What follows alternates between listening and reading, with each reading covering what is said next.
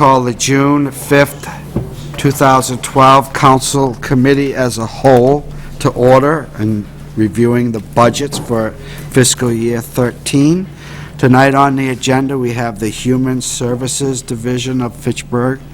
On page 44, total veterans, $494,476. Total Council on Aging, $163,935. Total Recreation, $99,211. Total Library, $662,498, for a total on the Human Services Division of $1,420,120. This evening, we're starting out with the Elderly Services Division on page 46. Total Council on Aging, $163,935. Mrs. Goodwin, Mr. Walsh. Good evening, councilors. Before you, I have the Council on Aging budget. Just a few things I want to bring up. The Fitchburg Senior Center has experienced significant growth this past year in participation of all of our programs, including health and wellness and life enrichment programs. We provide the Fitchburg history program that we now do after hours, once a month at the Senior Center, offering programming after hours, which has become very popular. We've averaged about 120 people, individual people, who have started to come to these after-hour programs. They've been very successful. We've also continued to develop programs and provide much-needed information and referral, especially to our underserved population. While we're still striving, and we've really reached a lot of goals in offering programs for our new young baby boomers, which are coming along. So we really had a great year as far as our programming at the Senior Center. Also, some building issues, just to let the council know, since this is a municipal building. This year we had a generator switch installed at the Senior Center. The Fitchburg Fire Department was very active in getting this $17,000 grant, so we are generator ready in the event we do have another emergency situation that makes the Senior Center become a shelter. And we actually was used as a shelter this year for 3 days in October. We had a new Ansel system installed in the kitchen. It was also hooked up and wired into the fire department. Our boiler is running as of March, thanks to Joel Caddy, Paul Janae, Bill Walsh, and other businesses in the community that have been instrumental in getting this boiler in the Senior Center. We also had new downspouts put on the building because we were experiencing tremendous flooding down in the bocce courtroom. All of our batteries in regard to our emergency lighting has been replaced. Our latest situation has been termites. We discovered we had a serious termite problem, and I worked with the purchasing department, and we had the termites exterminated, but there's still more work that needs to be done in the next few months in regard to mitigating the problem with the termites in the building. So I think we're doing a wonderful job as far as keeping that building operational and in good form for the city and for the municipality to use. It truly is a community focal point used by so many in the city. Also, our hall rentals have been unbelievable this past year, primarily weddings. It seems like one wedding led into another wedding, and we still have, I think, 8 more events for the rest of the year. Many local organizations in the surrounding community utilize this hall for fundraising and for special events, and certainly we're all very proud of it. It's a beautiful hall. So as far as the budget goes, I think the 2 big things focusing on is the custodian's hours have increased from 17.5 hours a week to 22.5 hours a week. I appreciate that increase. Obviously, I feel as though, it's very well needed for that building, especially with now the whole use of the second-floor suite of rooms being occupied, where we have the veterans agent up there. She occupies 2 of the rooms, and then we have our life enrichment programs up there and the other veterans organizations. It's really quite a big building for a part-time maintenance man, so this extra 5 hours a week will be a huge help to me as far as maintaining the building. Also, too, our program coordinator was increased from 19 hours a week to 28.5 hours a week. And this was very much overdue. Paula does a tremendously wonderful job. She's brought some refreshing ideas for programming to the Council on Aging, and that increase in her rate certainly will help us out in the future. Councilor Hay. Mr. President, I'd like to thank Ms. Goodwin and Mr. Walsh for their efforts and all the other people on the Council on Aging Committee, the service they provide to our senior residents. They should be commended. Just one quick question on the budget itself, Joan. Telephone, fiscal year 12, $3,000. Fiscal year 13 budget, $0. Was that with the new phone system? That's with the new phone system. So you guys didn't need your independent... Correct. Thank you very much. Any other discussion? Again, on Councilor Hay, fantastic job over there. You are very much occupied in that building. I think 22 and a half hours still won't give that building justice with the amount of activities that are going on in there. And I think that once people have seen the beauty of that building and what it has to offer, that's why the bookings have gone up, and I think that that building could be busy every day of the week, at night and everything, because it's an asset to the city, and it's one of my favorite places to be. Any further discussion? We'll move on. Page Thank you. 47. Recreation, $99,211. Mr. Beazall? Good evening, councilors. Ms. McNamara couldn't make it this evening, so I will be representing the Park and Recreation Office. First, I'd like to start by reading what the mission statement of the Parks and Recreation Department is. The Fitchburg Park and Recreation Department is as diverse as the community it serves. As in many aspects of life, the key to running a successful department is having the ability to strike a balance between young and old, tradition and innovation, and needs of one versus the needs of many. The Fitchburg Park and Recreation Department will provide essential services, facilities, and programs necessary for the positive development and well-being of the community through the provision of parks, greenways, trails, and recreational facilities, while working in cooperation with other service providers in the community in order to maximize all available resources. Our employees continually strive to honor the past while embracing the challenges of the future, and to serve an entire community while maintaining meaningful connections with individual participants. The department is organized. The Parks and Recreation Office is currently staffed by a full-time recreation director, seasonal employees, which includes 1 to 2 playground supervisors, 12 to 16 playground instructors, 2 to 3 splash park attendants, and 8 lifeguards. This year, we are also going to have an intern from the University of New Hampshire majoring in recreation management in the Recreation Department from June 4th to August 31st. The functions of the department: the Parks and Recreation Office, under the control of the Boards of Park Commission, serves as the manager of all parks and playgrounds and recreational programs that the city offers through its control. Facilities are available for all leagues and patrons that wish to use them, pending upon approval by Parks Board through the Recreation Director, and pending query checks, depending on the type of the usage requested. Some of the accomplishments in fiscal year 12: the Recreation Department has continued to provide numerous opportunities: skate camp, summer parks program, summer lunch program, boys and girls biddy leagues, men and women's basketball leagues, numerous trips throughout the year, Civic Days family fun, concerts on the Common, track and field program, City Halloween party, just to name a few.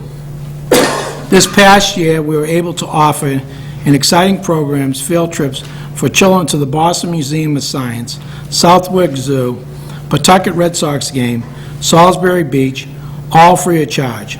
Swimming lessons, senior and family swim programs, information nights, to highlight just a few. The continuous support and encouragement from the City Council, as well as the community members, have played a major role in the success of the department. Other accomplishments: operating 6 to 7 summer park sites this coming summer with the help of grants. Adopt a Park program. Currently, 10 parks are adopted. Staffing and operating the J. Robert Crowley Pool at Coolidge Park for the second year in a row. Continue to offer children field trip this summer free of charge. And not to mention Park Week, which is coming up June 24th to June 30th. Future goals: increase participation in Parks program and summer lunch program, increase the number of activities offering to the community. Lacrosse clinic, field hockey camp are 2 new programs hoping to be offered this coming summer. Offer different programs that have never been offered before. Increase the partnerships formed. Expand the Park and Recreation Department, and ensure that the community is aware of everything being offered through the Recreation Department. The priorities for this coming year are increased advertising for increased participation. Continue with well-established programs such as the Biddy Leagues, Men Basketball League, and Skate Camp. Establish additional programs for all ages, instructional lacrosse clinics, instructional field hockey camp, and a tennis clinic. Maintain the Coolidge Pool and work on additional ways to offset costs. Continue looking into grant to help offset the cost of all of our parks. Use all resources available to maximize input, maintain and increase the connection with the community and the community involvement, update department website and stay current with it, and further development and increase the success of the programs already in place. With that being said, the budget this year is $99,211, which is an increase of $1,000 from last year. If anyone has any questions. Councilor Hay. Yeah, I'd first like to commend them for the volume of the work and the number of people that they touch. I'd then like to make sure that Angelo looks in the dictionary beside the word few. When he said to name a few, he named about 30 or 40 programs that they do. That's not a few. A few is 2 or 3, Angelo. But it's wonderful. The number is just staggering that you do. The only question I have on the budget is down on the bottom. We have water attendance for the splash park, but we don't have any lifeguards for the pools and any of that. Is that a separate pool of money that's paying for That would be the money that was recently approved. Would actually be going towards. So that's money out of this year's budget that is going to pay for the pools next year? That's my understanding, yes. Okay, thank you. Yeah. Councilor Clark. Thank you, Mr. President. Angelo, earlier tonight you had your Parks Board meeting, and it was brought up at that meeting that you should put a plug in for the Adopt a Park program. So here's a pop for you. If people don't know about the Adopt a Park program, you know, we just have so many of them out there and not very many DPW people, and this gives people the opportunity to take care of their own little park. The Adopt a Park program was actually introduced by Ann Yeagle, and Ann's done fabulous work with Fun and Fit in Fitchburg. And she actually had people coming to her and saying, you know, I go to this individual park, I go to Riverfront Park every day. Is there something that the Parks Board needs from us? So what was instituted was a Adopt a Park program. Basically what it is individuals can actually say, I'd like to adopt this park. And what that basically means is, as they're visiting these parks, they're picking up trash, they're looking out to see if there's any graffiti in the park. So really what we've done with these 10 parks that have been adopted is we've actually got the community involved in the welfare of our parks. The other thing that we've been trying to do this year is we actually made a crossword puzzle, and there was a mountain bike that was donated, and we're actually having the younger kids, teenagers, actually filling out this crossword puzzle to actually get them excited about the parks. And we also did the same thing in the younger schools, and our thought process is, there again, if we can get the kids to realize what an asset these parks are to our community, maybe they won't go around and put graffiti on things or litter our parks. So really, this past year, the main focus has actually been, can we get the community to take some ownership of the parks and the condition of the parks? You know, we realize the funds are very limited in the city, so these are other ways that you can look beyond funding and say, how can people in the community who really care about our parks help us? And if people want more information, they could probably call the rec office and Kayla. They could call the Recreation office. I believe if you go right onto our website, Recreation website, there's actually a form on there that you can fill out. And these parks, we actually have them come before us, and they are approved, whoever wants to adopt the park.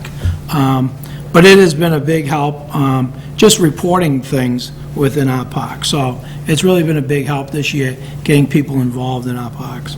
When they adopt it, do they adopt it for a certain period of time, a season, a year, Yeah, well, I 5 mean- years, whatever? We really ask somebody to commit for a year.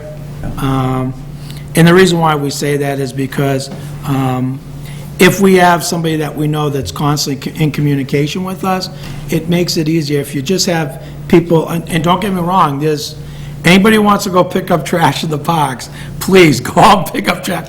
Often I go to Cogsall, and I'll see people up there in the woods, and as they're hiking, they have trash bags with them, and they'll pick up litter or report things. But the main reason why we ask for a year is basically so that we can get to know them, they can get to know us, and it's really building that partnership with these individuals. Thank you, Angela. Councilor Di Natale. Mr. President, to Mrs. Saracen, is there a reason why the pool expenses are not on this sheet for FY11 and FY12? Yeah, it would have been FY12, I believe. Did we not appropriate funds for Yes, we did. FY11?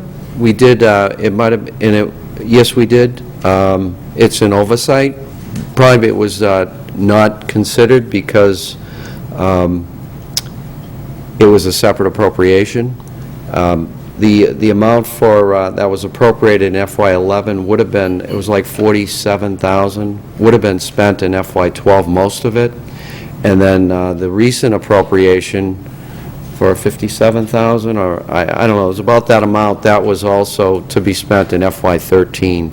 It was $57,000, and that was out of FY11 dollars. Right. And then 51 out of FY12 dollars. I would appreciate it if this page would be amended to reflect those numbers. Okay, let me just say that FY13, we won't, you know, the money that was appropriated this year is going to be spent, it's going to be encumbered, so, yeah, I guess we could show it in FY12. Yeah, we can do that. Thank you. Yep. Any further discussions? Thank you very much. Moving on to page 48, Library Services Division.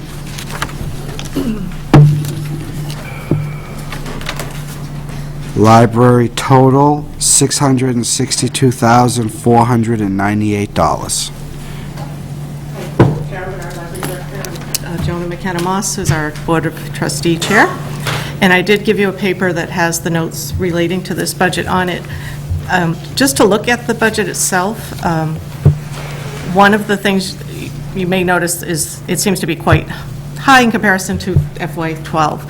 And what we're grateful for this year is that we started out the year with 21 hours, which was we start out the year with 25 hours, which was an additional 4 hours from the previous year. And then you all voted a supplemental budget in October, so November 28th, we were able to open 48 hours. And that is going to allow us to apply for our certification again. It has gone through special legislation at the moment and should be awarded sometime in August. A lot of towns have contacted me. Some have agreed to lend now because we are at the 48 hours. Others are waiting for this budget to be approved, and then they'll start lending to us beginning July 1st, even if we're not certified officially yet.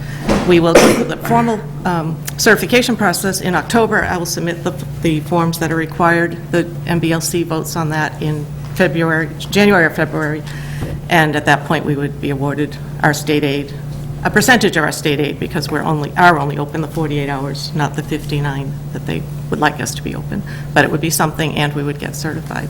So the budget is higher, and looks quite a bit higher because of that change in hours. We were at 21 hours June 30th, 25 hours July 1st, and 48 hours November 28th. So this coming year, the staff will be working their full schedules starting July 1st. So you do have a full year of salaries. And if Joan Goodwin mentioned that she will be adding 5 hours of custodian time, she's taking away hours from the current custodian that we both share from the library, and we're looking to hopefully add a part-time custodian that would work in the evenings. What's happening occasionally now is there are only 3 people working in the library at night, and that's not enough people. I really, really need a 4th person there. So having a custodian at night would help that, be a little less costly than hiring another librarian, and would allow someone to cover when Mike's on vacation, to do clean bathrooms, empty trash, and that sort of thing. And the bathrooms could actually be cleaned twice a day, and that's what would probably happen if we had a nighttime person. Then we also are looking at hiring a part-time librarian to help cover some of those hours when the desks are really busy and people are waiting in line. We are a service organization, and we're serving more people than ever, and it's really not good when you're trying to help somebody and they need 5 or 10 minutes time, and you've got a line waiting, so we need that extra body. So that's where we really stand today. So any questions? Councilor Hay. Thank you, Mr. President. Sharon, on the custodian thing, Yes.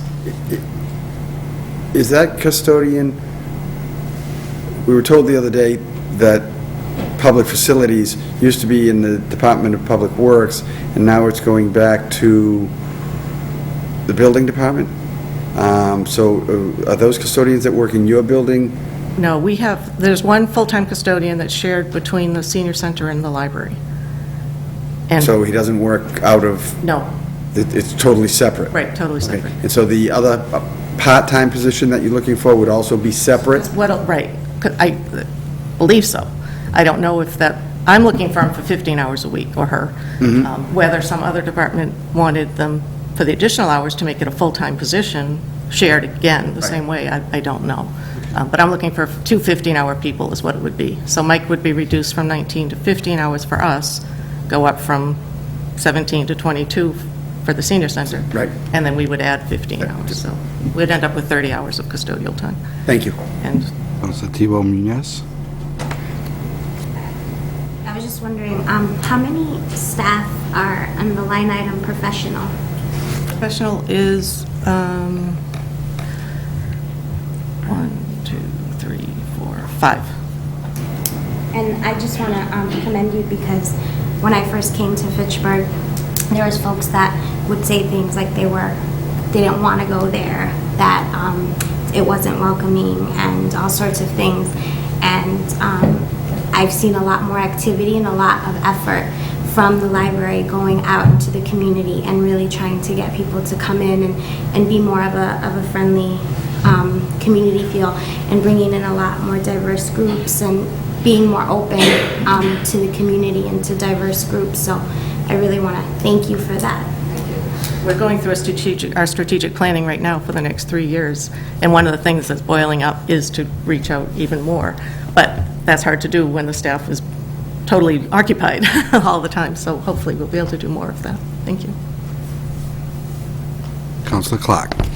Mr. President, Sharon, did you say that there are still some communities out there that aren't on board with Fitchburg residents getting books or loaning books? Because we're not certified, Right. they're not required to loan to us by state law. Once we receive the temporary certification in August, provided everything goes through okay, then they would be required. And it's just a way to equalize things, because if a town can't support its own community, its own library, why should somebody else, is the question.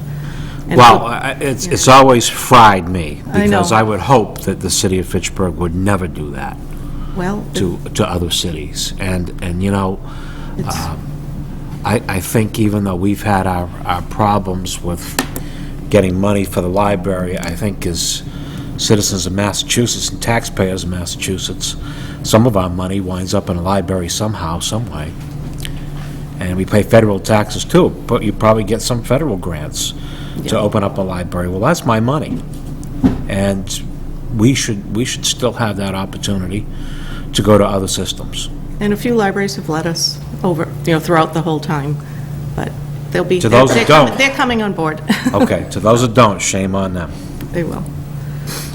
Counselor Thank you. Caddy? Could you sublet an area in the library so that someone could open a coffee shop? If you go to some of the privately owned bookstores, Barnes & Noble, they have Starbucks in there, and people like to go in and have a cup of coffee and read. I would think that if you could do that, you would probably have one or two more people in the building at nighttime, which I think you could use, or daytime, which I think you could use. It would be an income, and it may bring people into the library who maybe wouldn't ordinarily go. I don't know if that's possible. I don't know what laws cover that. So if it's a state thing or a city thing. Well, probably the solicitor could answer that It's for a us. subject that comes up in the board once in a while, and in the strategic planning, we talk about how people use the library for recreation and how that could be expanded. So it's something that we've looked at. I just hope you do look at it. I think you got to be a little bit more creative to try to get income, and I think you need bodies in there. I think you need more people in there looking out for what's going on inside the library. It wouldn't cost you anything, and as a matter of fact, I think you'd make an income out of it. That's something somebody would have to, figure out. All right, thank you. So, thanks. Counselor Reynolds? Is there any liaison, Sharon, between our library and Fitchburg State University's library in any fashion? Not specifically with the library. We did start our collaboration with the departments for doing our monthly film series that started in December. So somebody from the college shows a film, introduces the film, they show it, and then there's a discussion afterwards, and that'll resume again in September. But not with the library per se, because their focus is different than the public library's focus. We don't really share the same clientele, so to speak, same users. There are students that come down and use us, and citizens can use Fitchburg State. They can't check anything out unless they pay a fee for it, because it is to support the curriculum. So it's not for And the fee's gone up. public. And I don't know how much it is, but it's per semester, I believe. Thank you. I guess I don't know if it would take a resolution or just a statement, but I would hope that in the future, when Fitchburg becomes accredited, that we would not discourage anybody from another community that has lost their accreditation from borrowing from Fitchburg. That's a vote of the trustees to determine that. So, I would hope that we would not put other people in the situation that we've been in. Any other discussion? Thank you very much. thank you. Thank you. Yes. Before you move on, if I could, not for you guys, just a question. In the past, there was some discussion with each of the groups, within like the finance group, you have the assessor, you have the treasury, but then there's one person who's the head of that group. In the past, with this human services, at one point, the recreation director was the head of it. Is there one that's designated out of these four as the... I was asking the president, and the mayor's not here, and... I'll send a question to the mayor. Okay, thank you. Page 45. Veterans. Total veteran services, $494,476. Mrs. Marino, thank you. Good evening, Council.